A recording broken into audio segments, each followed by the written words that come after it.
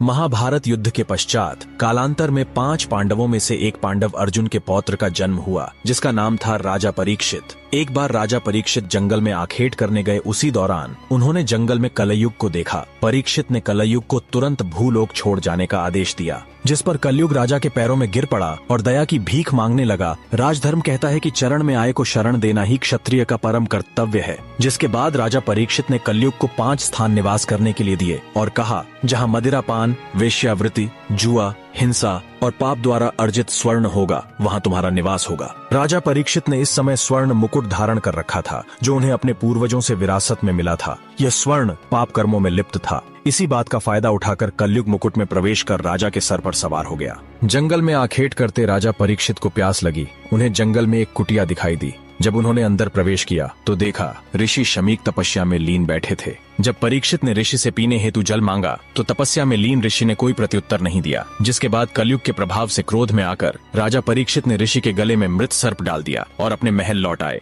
उन्होंने जैसे ही आराम करने के लिए अपना मुकुट उतारा, उन्हें ज्ञात हुआ उनके हाथों से बहुत बड़ा अनर्थ हो गया है। राजा तुरंत घोड़े पर सवार हुए और ऋषि शमीक की कुटिया के समीप आ पहुंचे। लेकिन राजा से ठीक पहले ऋषि शमीक के पुत्र ऋषि श्रृंगी वहां पहुंच चुके थे। जब अनभिज्ञ ऋषिपुत्र श्रृंगी ने देखा कि मेरे पिता के गले में कोई मृत सर्प डालकर चला गया, तो क्रोधित ऋषिपुत्र श्रृंगी ने यह श्राप दे डाला कि जिस किसी ने भी यह कुकृत्य किया है, उसे आज से ठीक 7वें दिन तक्षक नाग डसकर मृत्युलोक पहुंचा देगा। दूर खड़े राजा परीक्षित ने यह सब सुन लिया, जिसके बाद राजा परीक्षित काफी दुखी हुए, क्योंकि कहा जाता है जब किसी की मृत्यु सर्प काटने से होती है, उसकी कभी मुक्ति नहीं होती। इसके समाधान के लिए राज्य के पुरोहितों ने 7 दिनों में श्रीमद् भगवद गीता का पाठ कर राजा परीक्षित को सुनाया। जिसके बाद राजा के सप्ततल प्रासाद महल की सुरक्षा इतनी कड़ी कर दी गई कि कोई परिंदा भी पर न मार सके। लेकिन फिर भी ठीक 7वें दिन तक्षक नाग किसी तरह महल में प्रवेश कर गया और राजा परीक्षित को डस लिया। जब राजा परीक्षित के पुत्र जन्मेजय को यह ज्ञात हुआ कि उसके पिता की मृत्यु तक्षक के डसने से हुई है, तब जन्मेजय के मन में प्रतिशोध की भावना भभक उठी और जन्मेजय ने सांपों का अस्तित्व मिटाने की प्रतिज्ञा ली और